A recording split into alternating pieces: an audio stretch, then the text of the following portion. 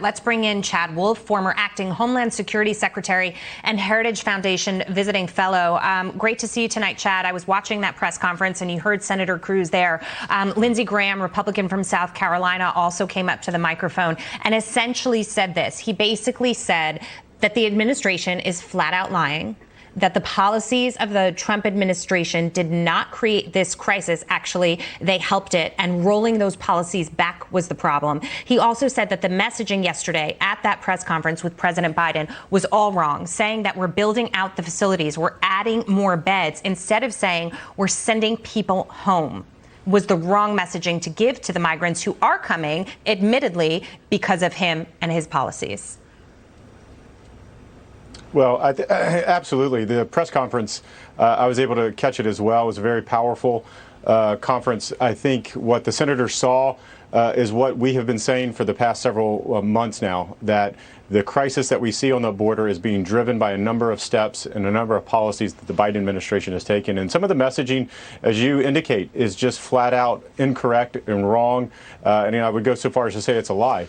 They continue to talk about removing the vast majority of family units, and they don't do that. They are releasing family units into the country, and it goes on and on. But what we know is that the pull factors from this administration, whether it's canceling our Remain in Mexico program, the asylum cooperative agreements, or not returning minors from the Northern Triangle under Title 42 authority, all three of those, as well as others, is what driving this surge today. It can be fixed. It can be fixed in under a week if they want to fix it.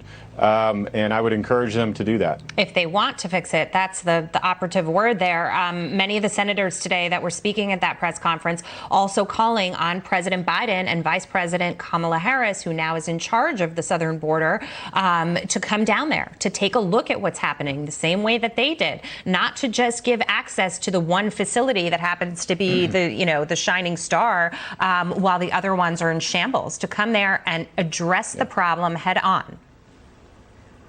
Yeah, absolutely. And that's the way to do it.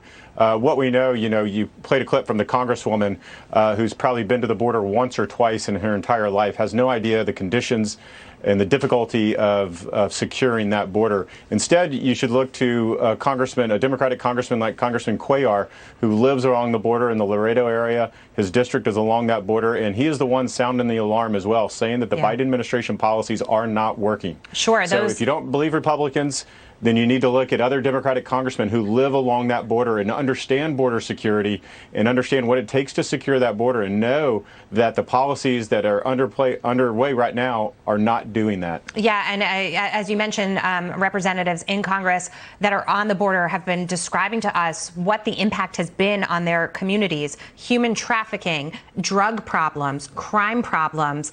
It's really an issue that has taxed the system, put a tremendous strain on the system. And you brought up Congresswoman Ilhan Omar, and I just want to address what she said there for a second, because she also said that these people, the migrants, are not turning on the news. They don't know who the president is. They don't know what the policies are. That is also not true, because we've reported on stories where they have specifically said to reporters at this network, but also on other networks, that they have said the reason that we're coming is because we know that we'll get in. Yeah, of course they do. I mean, that's how it's being advertised to them, again, by the cartels and the smugglers. It's not only the messaging from the Biden administration, it's the actual policies. They know if they get UACs or they get, minors, or they get families here to the border, that they will remain here. Very different than what we saw in 2020, where if those individuals came to the border, they were returned either to Mexico or back to their home countries and reunited with their families. It's a very different message that's being sent today. And the migrants absolutely are paying attention. Again, the Congresswoman doesn't know what she's talking about. If you listen to the men and women that secure that border every day, they interview a lot of these individuals as they pick them up illegally coming into the country, and they're saying just that. They're saying that the message is it's okay to come into the country. And so, again, I feel for the Border Patrol. I feel for the men and women of CBP. They're being put in a very difficult position. They're doing the best that they can. But this is not circumstances that they created. These are decisions being made higher up in the department, the White House, and elsewhere.